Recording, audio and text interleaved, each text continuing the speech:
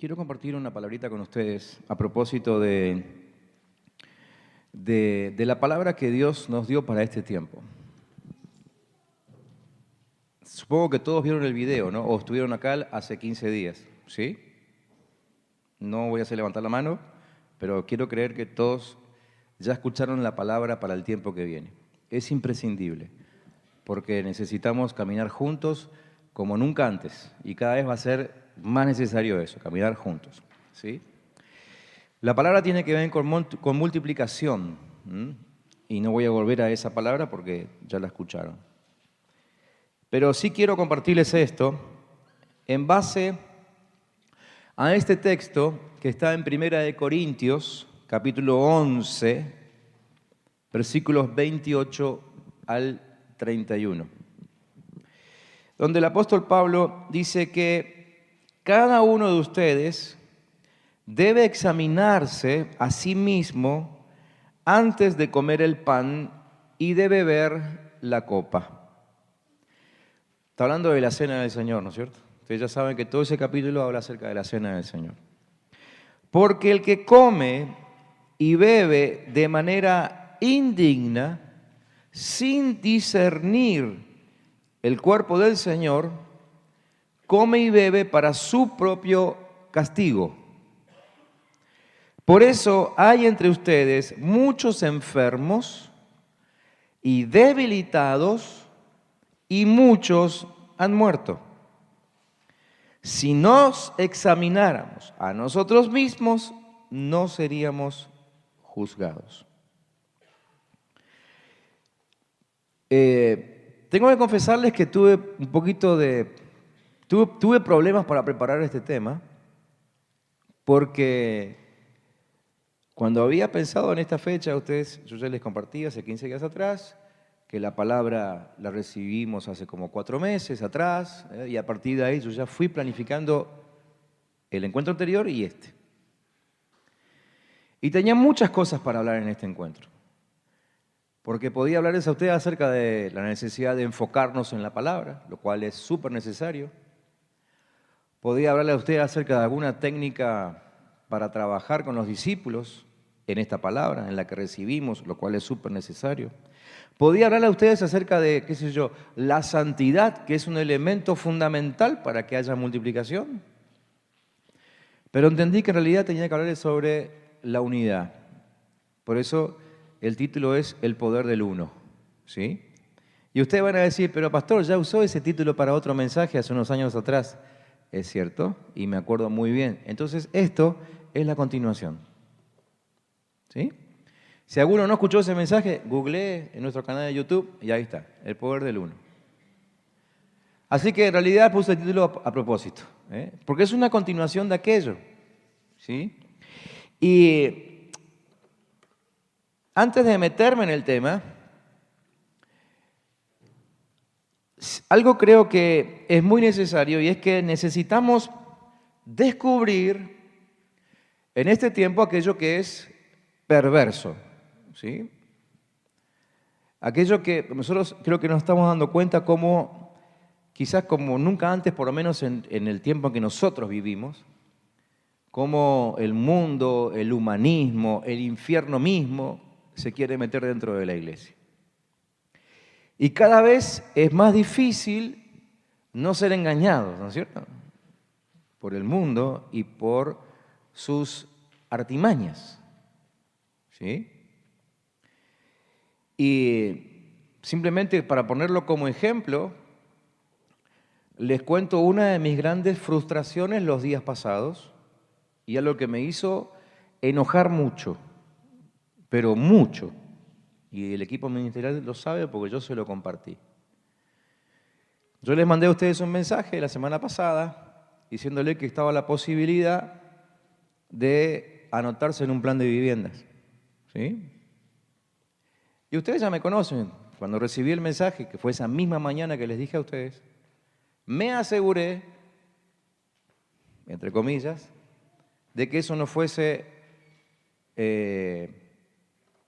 con intención política, ¿no?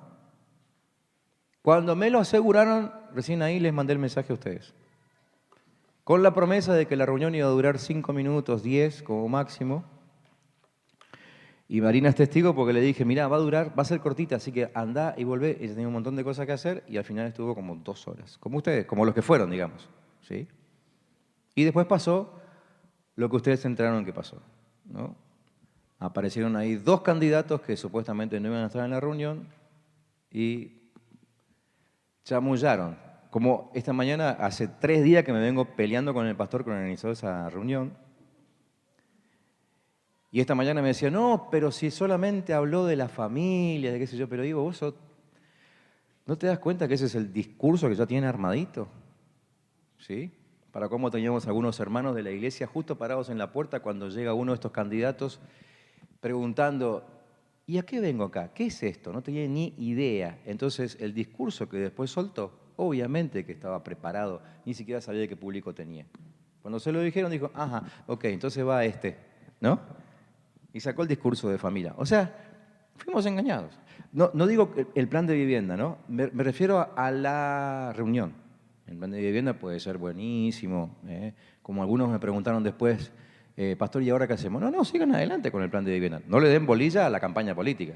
Pues sigan adelante porque la casa es una necesidad, es una realidad y el plan funciona. Tenemos muchos hermanos viviendo ahí, no hay ningún problema con el plan. El problema es la campaña política, ¿sí? Además, justo de un candidato al cual nosotros ya habíamos dicho que no le íbamos a dar ni un solo voto. Bien. Y fui engañado. Y aunque se lo enseño a ustedes todo el tiempo, fui engañado. ¿Sí? Y detrás mío fueron todos ustedes y ahí caímos y estuvimos, ¿no? Bueno, salimos a flote, todo bien, nos tiraron un salvavidas y espero que nadie haya caído en la trampa ni nadie haya ido a votar el domingo, digamos, sugestionado por esto. Y si en todo caso fue a votar, que haya votado bien y no para este lado, ¿no?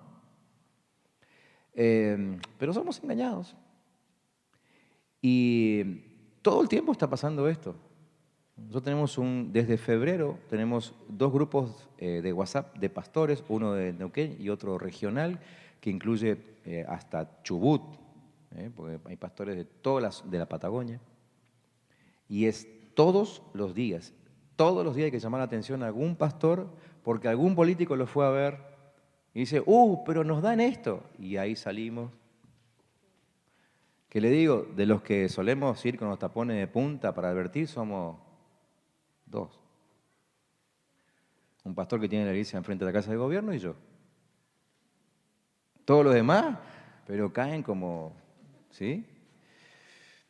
A veces ya, sinceramente, a mí me molesta tener pero lo veo todo el tiempo, cómo somos engañados.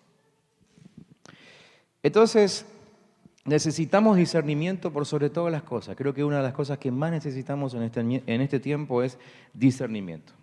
Y descubrir aquello que es perverso en este tiempo. Y una de las cosas que es muy perversa es considerar que todo lo bueno viene de Dios. Porque no todo lo bueno viene de Dios. No todas las puertas abiertas son de Dios, ni todas las puertas cerradas son del diablo. ¿Sí? Para eso necesitamos el discernimiento. Hebreos 5:14 dice, pero el alimento sólido es para los que han alcanzado madurez, para los que por el uso tienen los sentidos ejercitados en el discernimiento del bien y del mal. Ahora, si el bien fuese tan evidente, ¿para qué necesitamos discernimiento? Entonces, evidentemente, el bien no es tan fácil de descubrir y viene disfrazado, ¿sí? Viene envuelto en un papel muy llamativo, ¿no? Para poder diferenciar entre el bien y el mal, necesitamos discernimiento y el discernimiento es un don espiritual. Nadie nace con eso. ¿Se lo da Dios o no se lo da a nadie? ¿Sí?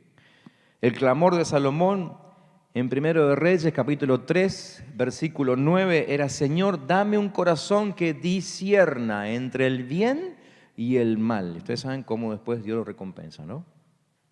Que discierna. ¿Sí? ¿Se acuerdan de Naamán?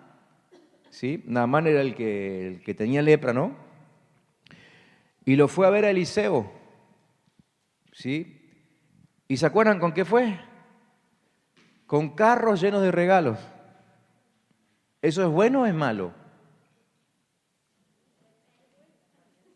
Es bueno, ¿no? Uf. Pero Eliseo entendió que no era el tiempo de recibir regalos. Entonces, parece bueno, pero a los ojos de Dios no era bueno recibir regalos en ese momento. Por supuesto, siempre hay uno que piensa lo contrario, y se va de la iglesia y dice, mi pastor no entiende nada, yo los regalos los quiero para mí. ¿Sí? Uno que se llamaba Giesi y terminó con todo el cuerpo lleno de lepra. ¿Por qué? Porque no entendió que todo lo bueno que tenemos delante no siempre viene de Dios. ¿Sí? Entonces no podemos decir que todo lo bueno siempre viene de Dios. ¿Se acuerdan de Adán y Eva cuando ya estaban ahí en el huerto los dos, después que terminaron de conocerse y todo ese tiempo lindo, empezaron a recorrer el huerto y qué sé yo, y un árbol les atrae, ¿sí? Ahora, yo no veo en mi Biblia que ninguno de los dos diga, mirá qué lindas espinas que tiene. ¿Qué es lo que les atrajo del árbol? ¿Lo bueno o lo malo? Lo bueno. Y por elegir lo bueno, fueron echados del huerto. Entonces, no todo lo bueno viene de Dios, ¿sí? Segunda de Corintios 11, 14 y 15, dice que el mismo Satanás se disfraza como ángel de luz. Así que no es extraño si también sus ministros se disfrazan como ministros de justicia, ¿sí? En la versión latinoamericana dice, también sus ayudantes se disfrazan de gente que hace el bien. Así que ustedes salen a la calle a buscar gente que haga el bien. ¿Y qué descubren? Que Neuquén está lleno de gente que hace el bien. Está lleno. Empezando por los políticos, te van a contar todas las cosas que hacen bien. Se van a llenar la boca de cosas que hacen bien. ¿Y ustedes creen que por eso Dios los respalda? Está claro que a muchos de ellos que han hecho bien, Dios no los respalda. ¿Sí? Entonces, tenemos que entender que el mal se infiltra con los que sirven a Dios, ¿sí? Y solamente aquellos que tienen el discernimiento ejercitado pueden descubrir a través de quién realmente está actuando Dios. Necesitamos discernimiento, como nunca antes, ¿sí? Hemos aprendido, nos ha enseñado Daniel, lo ha hecho muchas veces, otros pastores que vinieron, que los tiempos de crisis son tiempos para que la iglesia aproveche las oportunidades, ¿no es cierto? Yo creo que le conté la experiencia de Satirio, cuando hace 15 días atrás le conté la experiencia de Satirio, cómo ellos aprovecharon la crisis en Venezuela para abrir 84 iglesias, ¿no? ¿Pero por qué lo hicieron? Porque Dios los guió. Eso no quiere decir que todos los que nos vengan a ofrecer en este tiempo de crisis venga de Dios. ¿Sí? Discernimiento. Pablo fue azotado, el apóstol, ¿no? Perseguido y carcelado por su fe.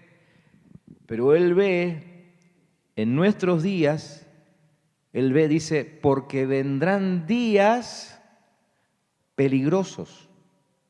Y yo me pongo a pensar, ¿no? Pablo dice que fue azotado, no sé cuántas veces.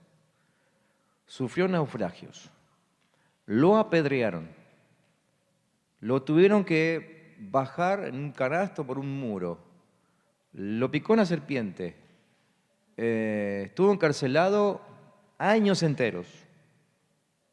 Creo que la mayoría de sus cartas las escribió siempre de una cárcel. Yo no viví nada de eso. Y él dice que mis tiempos son más peligrosos que los tiempos de él.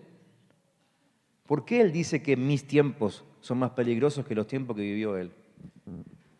Porque dice, porque en este tiempo es cuando se van a manifestar los hombres engañosos. O sea, en aquel tiempo eran malos, pero por lo menos eran sinceros, ¿no? Los engañosos son de esta época. Entonces necesitamos discernimiento, ¿sí? Ahora, necesitamos cuidarnos, eso está bien. Estamos de acuerdo que tenemos que cuidarnos, ¿no? ¿Los asusté un poquitito? Perfecto, muy bien. Entonces, el tema es que tanto nos cuidamos de no ser engañados, tanto nos cuidamos de no ser afectados por los malos, que terminan pasando dos cosas. Primero, somos engañados igualmente. ¿Sí? Por eso la necesidad de que nos comportemos como cuerpo y que el uno nos cuidemos al otro, porque lo que no ve uno lo ve el otro, porque somos engañados igualmente. ¿Ok? Y segundo, por estar tan enfocados en encontrar lo malo, pasamos por alto lo que sí es bueno de parte de Dios. ¿Sí? Pasamos por alto eso. Lo que es tremendamente positivo, lo que es edificante, lo que es restaurador y lo que es bien contemporáneo de Dios, es decir, lo que Dios quiere para este tiempo. ¿Sí? Y de eso les quiero hablar. Ya le hice la introducción con respecto a lo del discernimiento, porque creo que es una necesidad, pero también tenemos que saber que el discernimiento en este tiempo, agudizado, no solamente es para que descubramos el engaño, sino también para que descubramos las herramientas, las virtudes que Dios puso en medio de su cuerpo. ¿Sí? Entonces, en la vida práctica del cristianismo hay algo bueno de Dios, que probablemente lo estemos evadiendo, no lo estamos teniendo en cuenta, y eso es el cristianismo corporativo, el cuerpo, ¿sí? El que somos uno. Creo que en estos tiempos de abundancia de engaño necesitamos más que nunca empezar a ejercitar, practicar, vivir este espíritu de cuerpo, ¿sí? Entonces, a ver, inclusive creo que a veces hemos hecho tanto hincapié, y nosotros acá sabemos de qué estoy hablando, porque nosotros hicimos mucho hincapié en la relación con Jesucristo, tanto hincapié en la relación con Él, lo cual está bien y tenemos que seguir en eso, pero hicimos tanto hincapié en esa relación que nos olvidamos de hacer hincapié en la relación con el resto del cuerpo, ¿no? Claro, en el medio pasan algunas cosas, ¿no? Y terminamos todo diciendo en algún momento, bueno, vos ponés tus ojos en Cristo y olvídate de lo que te hizo el hermano. Y eso cada vez nos lleva más a desenfocarnos de la necesidad del cuerpo. Porque todavía esas cosas nos siguen pasando. Ahora, en el texto que yo les leí en 1 Corintios 11, Pablo le está escribiendo a la iglesia de Corintios, ¿sí? No a un individuo, sino a una iglesia.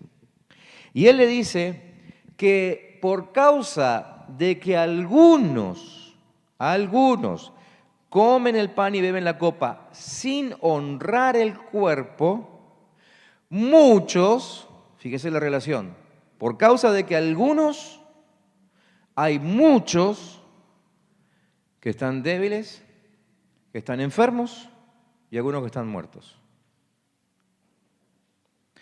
Trasladen todo eso a la simbología espiritual.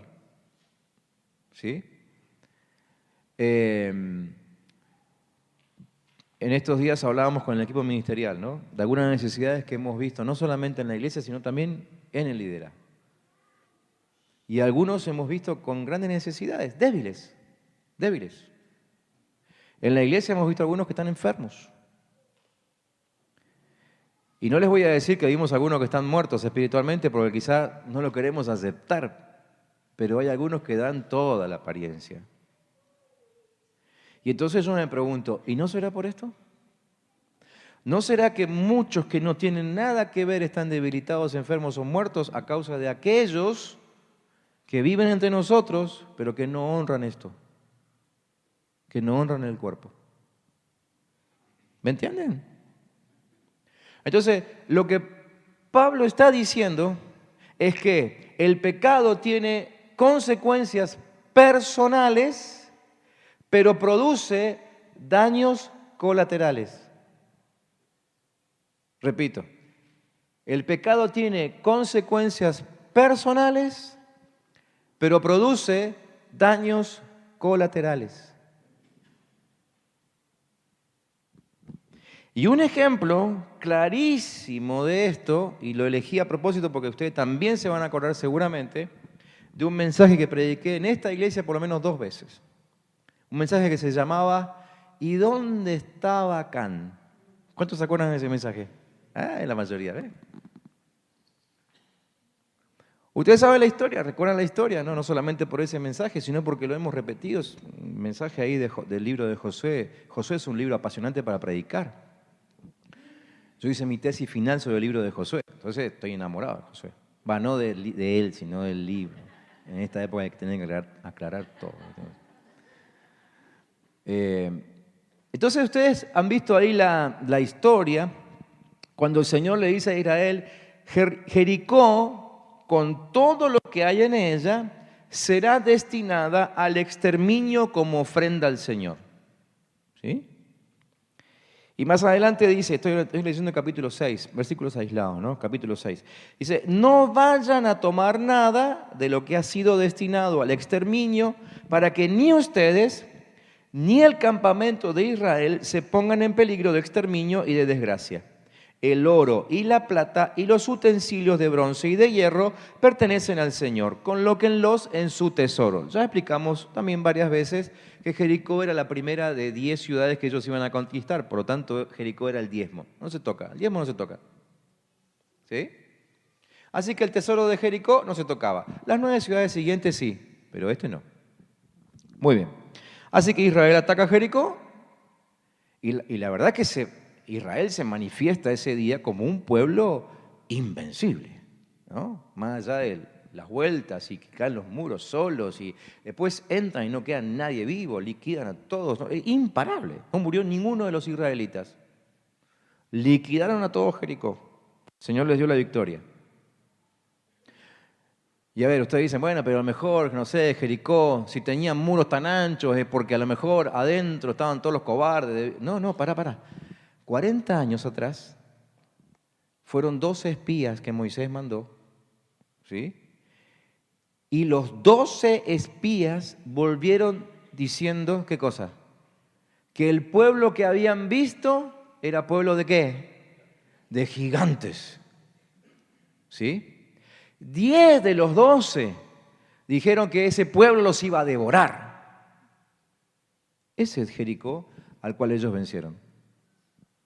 Sin ser Israel un pueblo de guerra, sin tener armas. Una victoria impresionante.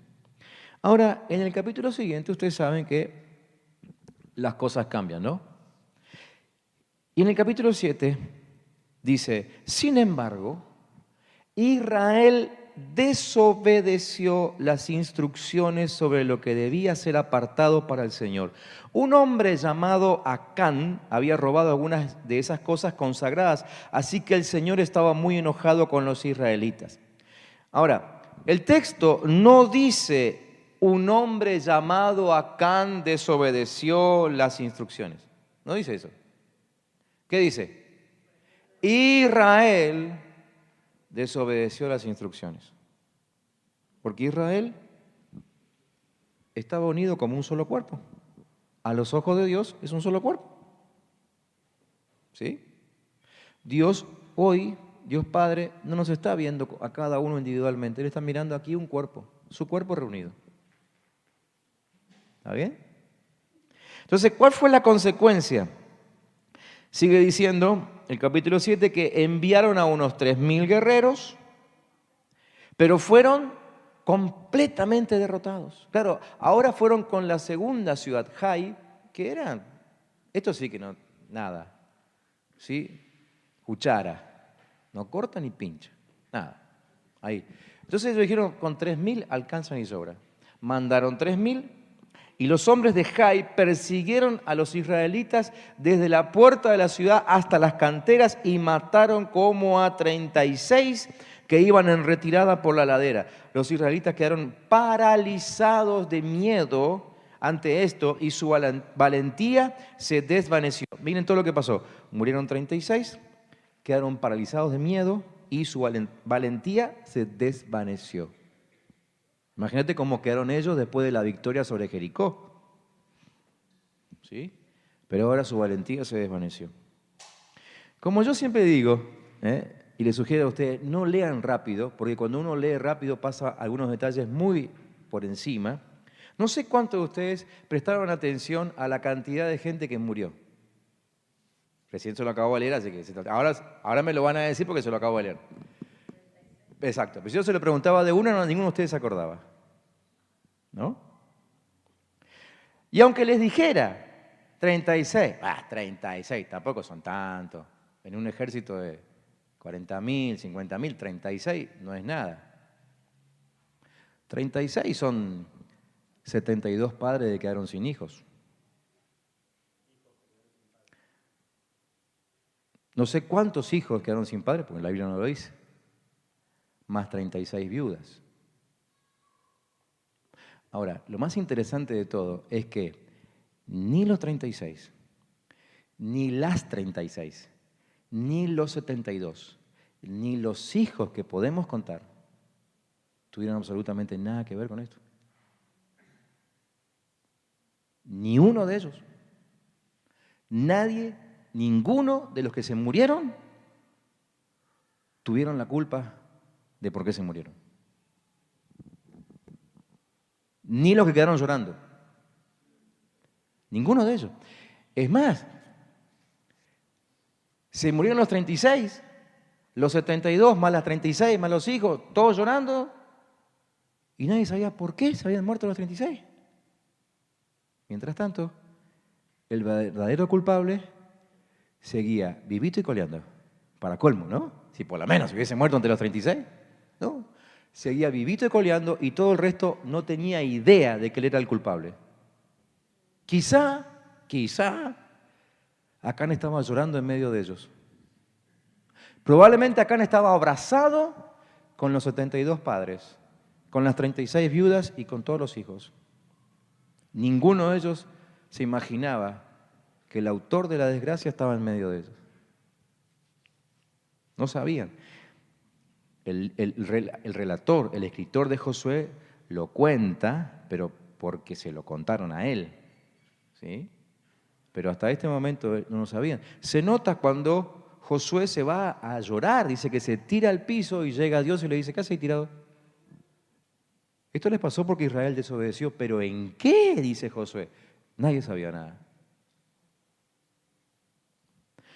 ¿Entienden esto? ¿Lo pueden ver? ¿Sí?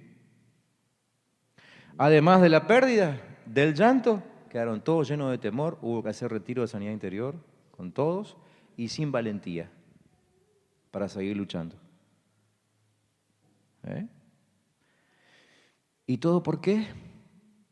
Porque hubo uno que deshonró el cuerpo. Uno solo que deshonró el cuerpo. Entonces, Acán e Israel son un paralelo profético de lo que dice Pablo. Por algunos, muchos entre ustedes están debilitados, otros enfermos y otros muertos. Probablemente ni los debilitados, ni los enfermos, ni los muertos tuvieron nada que ver, según lo que entiendo de esta palabra. Los culpables son esos pocos algunos que están deshonrando el cuerpo. ¿Sí?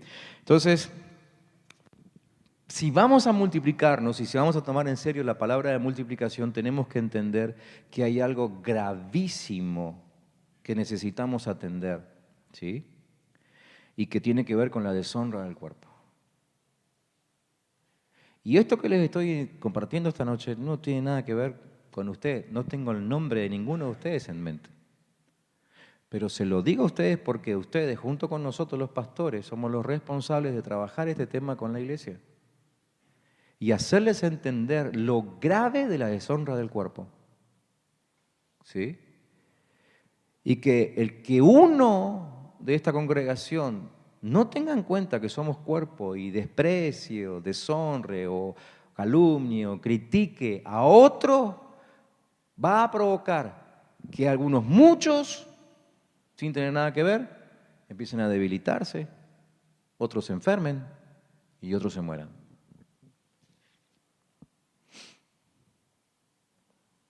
Primera de Corintios 10, 11 dice el apóstol Pablo, esas cosas sucedieron a ellos como ejemplo para nosotros. Se pusieron por escrito para que nos sirvieran de advertencia a los que vivimos en el fin de los tiempos. No sé si estamos entendiendo. Entonces, creo que es tiempo de ponernos en acción según lo que vamos aprendiendo, ¿no?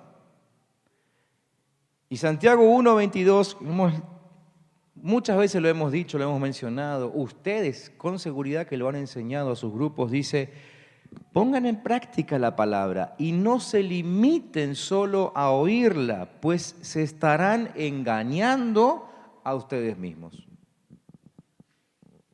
¿Sí? Entonces, si estamos entendiendo lo que significa la crítica, la murmuración, la calumnia, bueno, Pablo revela en 1 Corintios 10 los pecados por los cuales fue condenado Israel. Incluye la codicia, incluye el adorar ídolos, incluye la inmoralidad sexual, incluye el poner a prueba a Dios, incluye el murmurar. Si estamos detectando algo de eso entre nosotros, necesitamos corregirlo inmediatamente. De hecho, creo que no solamente tenemos que estar atentos para detectarlo, tenemos que pedir ese discernimiento del cual yo les hablé al principio, para detectarlo a propósito, porque no podemos darnos el lujo de que entre nosotros haya gente que deshonre el cuerpo, porque va en contra de la multiplicación.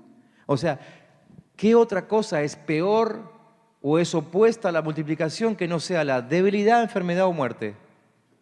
¿Sí?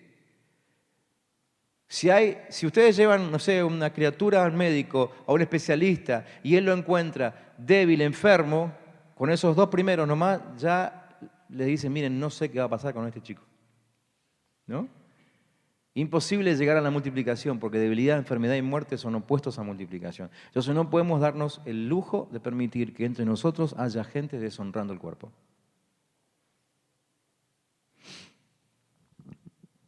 Entonces me escribí una serie de preguntas para que nos hagamos ahora entre nosotros. En primer lugar, ¿estás consciente que tu vida es parte de un cuerpo y que tus certezas espirituales suman, pero tus pecados restan?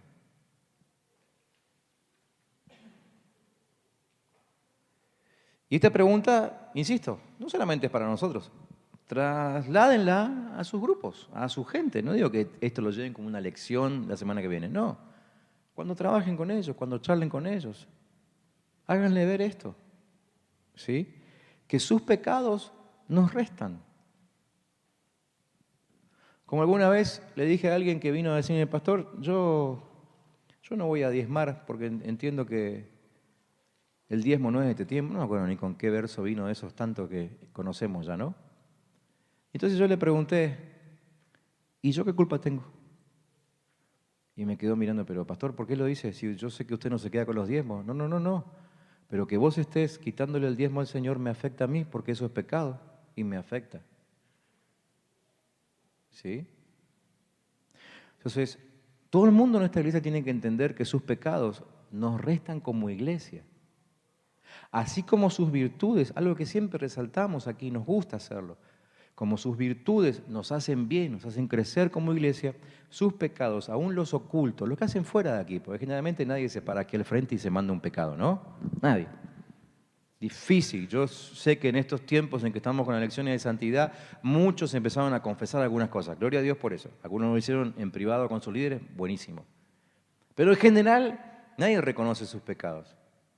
Esos son ocultos y a veces nos cuesta mucho descubrirlos o los descubrimos solamente porque el Señor los saca a luz, si no, no los descubriríamos. Pero la gente tiene que saber esto, que sus pecados restan. A todos, nos dividen. ¿Sabés que la estrategia del enemigo es dividirnos para vencernos? Él aprendió la lección de Jesús, ¿no? Porque Jesús dijo, una casa dividida contra sí misma no puede prosperar. Entonces el diablo le dijo, buenísimo, está excelente esa enseñanza, la voy a aplicar con la iglesia. Y se metió acá para dividirnos, a través de pecados de crítica, murmuración.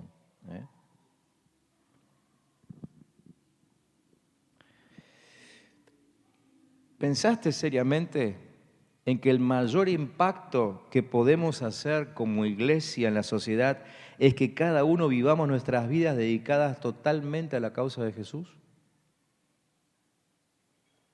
Que seamos, pero tremendamente consagrados.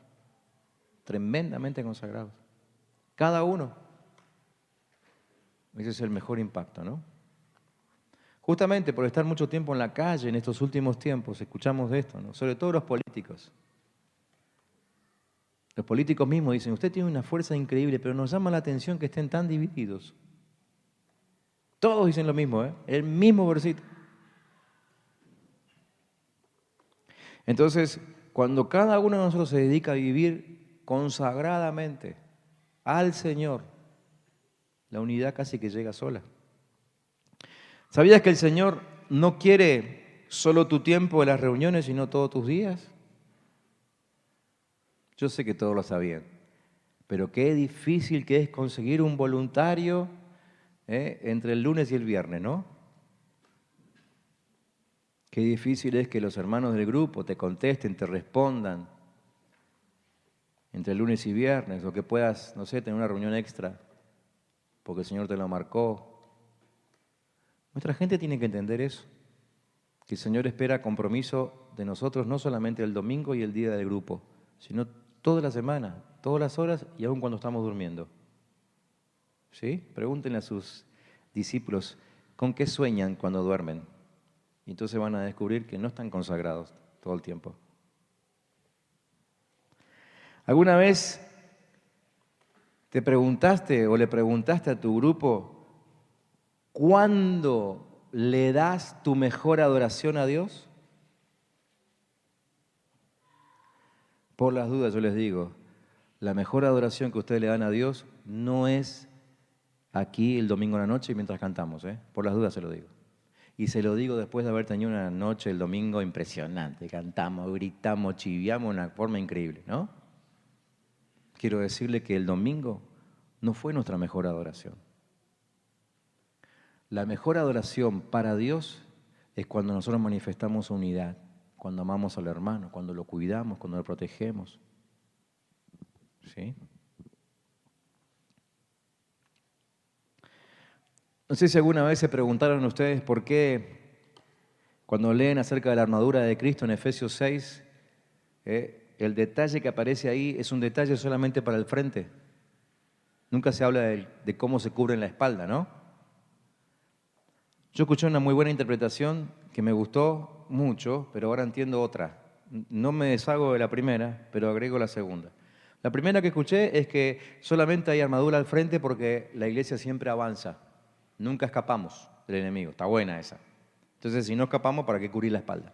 Ahora, considerando el hecho de que podemos ser engañados y que el enemigo muchas veces nos pega la piña de atrás, ¿por qué no tenemos cubierta la espalda? Porque se espera que la espalda nos la cubra un hermano en Cristo. ¿Sí? Que las espaldas sean cubiertas por el cuerpo. Como alguna vez alguien dijo, ¿no? La iglesia es el único ejército que a sus heridos los termina de matar, ¿no? Entonces, tenemos que llegar a esta conclusión. Que cuando una persona se decide a vivir su vida para Cristo, esa persona no solo está cuidando su vida, está cuidando la vida de muchos hermanos, de muchos hermanos. Por eso es que tenemos que reconocer, cuando alguien hace algo bueno para su crecimiento, cuando alguien crece y cuando nosotros notamos que ha madurado, llámenlo aparte. Así como lo llaman cuando tienen que disciplinarlo, lo cual está bien.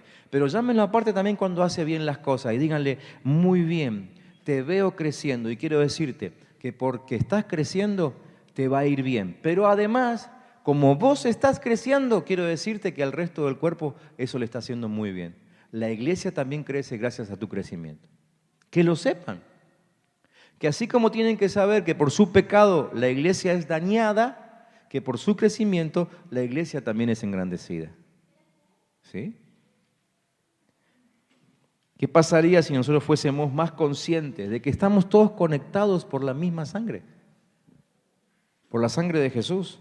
Que ya no somos seres independientes, sino interdependientes, ¿no es cierto? Yo creo que lo más seguro, les voy a dar algunos textos, ustedes léanlos después en su casa. Lo más seguro es que se activaría, por ejemplo, Hechos 4:34. Hechos 4:34 dice que no había más necesitado entre ellos. Yo creo que también se activaría Primero de Reyes 4:25. Este texto, la verdad que hacía rato que no lo leía. Lo volví a leer ahora y me encantó. Digo, Señor, toma esta palabra para mí. Primero de Reyes 4:25 dice que los habitantes de Judá e Israel vivieron en paz y con seguridad. Desde Dan en el norte hasta Beerseba en el sur, cada familia tenía su propia casa con jardín. ¿Vieron que Dios se encarga de los detalles? Cada uno tenía su propia casa con jardín. Yo creo que se activa eso cuando nos cuidamos el uno al otro. Yo creo que también se activa Hechos 5:16 cuando dice que todos eran sanados en la iglesia primitiva. Creo que también se activa Hechos 5:14 cuando dice que multitud de hombres y mujeres creían y se acercaban al Señor. Todo eso por la unidad que había en la iglesia. ¿Sí? Yo creo que también nos convertiríamos en una comunidad imparable, como la que se ve al final del libro de Hechos, capítulo 17, versículo 6, cuando dice, estos que trastornan el mundo, también llegaron acá. Y yo estoy seguro que si empezamos a ejercitar la honra dentro del cuerpo, Neuquén se va a dar cuenta que los que trastornan el mundo, estamos acá. ¿Amén? ¿Vamos acá? Entonces, entendamos de una vez, y me quedé con las preguntas atrás, entendamos de una vez que si alguien no perdona, alguien de nuestro grupo, alguien de la congregación no perdona, todos pagamos y sufrimos las consecuencias. ¿Sí? Entonces no nos podemos resignar a decir, bueno, ¿qué va a hacer? Algún día le caerá la ficha de que tiene que perdonar. Tenemos que trabajar en eso. Multiplicación implica empezar a trabajar en aquellas cosas que quizás hasta ahora no nos preocupaban tanto. Ahora tenemos que empezarla a ver desde este punto de vista. Si alguien no perdona, todos pagamos y sufrimos las consecuencias. Si alguien no diezma, todos pagamos y sufrimos las consecuencias. Porque el diezmo abre, ¿qué cosa? La ventana de los cielos. ¿Sí? Pero Dios nos mira corporativamente y cuando Dios mire nuestros diezmos corporativamente va a decir, pero acá falta plata. Olvídense, no abro nada. Si alguien no se esfuerza, no paga el precio, no se compromete, todos pagamos y sufrimos las consecuencias. Si alguien no ama lo suficiente, todos pagamos y sufrimos las consecuencias. Tenemos que aprender a honrar el cuerpo si queremos que se cumpla la palabra de multiplicación que el Señor ya soltó, porque Él quiere. Él está listo y dispuesto.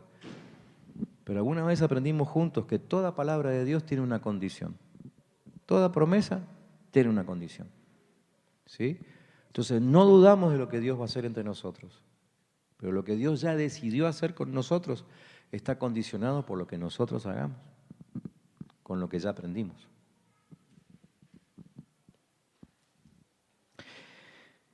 Vamos a tomarnos un tiempo para orar esta noche y vamos a orar los unos por los otros, ¿sí? Y yo quiero pedirles que cuando oremos ahora, ustedes se puedan juntar de a dos, de a tres, pero háganlo por favor con alguien con el cual nunca oraron. Busquen a alguien al cual nunca oraron, ¿sí? Porque nosotros mismos tenemos que aprender y romper la barrera. Miren, una de las cosas que preparando la fiesta de la cosecha hablamos en el equipo ministerial, No queremos que suceda algo que pasó en la última fiesta de la cosecha, el año pasado. Que todos los conocidos estábamos juntitos por grupo, ¿no? Con los que nos llevamos bien o con los que hace tiempo que nos conocemos. Y hubo gente, literalmente, o gente recién llegada a la iglesia, y aún gente que ese día fue por primera vez que estuvieron solos durante todo el día. Nosotros como líderes tenemos que ejercitarnos y romper nuestras propias barreras. Yo muchas veces observo a la iglesia desde el frente, ¿sí? Bueno, estas últimas 4 semanas no, porque no veo nada. Pero miro desde el frente y digo, ajá, ahí va, ese va a saludar a aquel. Y aquel otro va a saludar a este, y este va a saludar a este, porque hacen todos el mismo circuito domingo tras domingo, todos, ¿sí? O la mayoría. Y muchas veces me agarro una desesperación, por eso yo generalmente no bajo rápido ahí, porque miro a ver dónde están los que menos saludan y ahí voy yo, ¿sí? Sobre todo cuando pedimos que los nuevos levanten la mano y veo algunos que están ahí solitos, bueno, entonces encaro yo. Y a veces no llego. ¿Por qué? Porque están los otros que solamente saludan al pastor. Y no entienden que nosotros los pastores podemos atenderlos a ellos en cualquier día de la semana. Tiene que ser el domingo, porque si no saludan al pastor el domingo como que baja la maldición sobre ellos, ¿no? Pero todos tenemos que romper la barrera para que funcione lo que alguna vez hablamos acerca de el rastrillaje. ¿Se acuerdan cuando hablamos del rastrillaje? ¿Sí? El rastrillaje es eso que nos pusimos de acuerdo en que íbamos a hacer durante todos los tiempos de saludo de nuestros cultos. Y hasta el día de hoy todavía eso no funciona bien. Mucha gente que viene de visita, así como llegó, se van. Entonces tenemos que romper la barrera. Así que hoy vamos a orar con aquellos que nunca oramos o con los que menos oramos. Si alguno de ustedes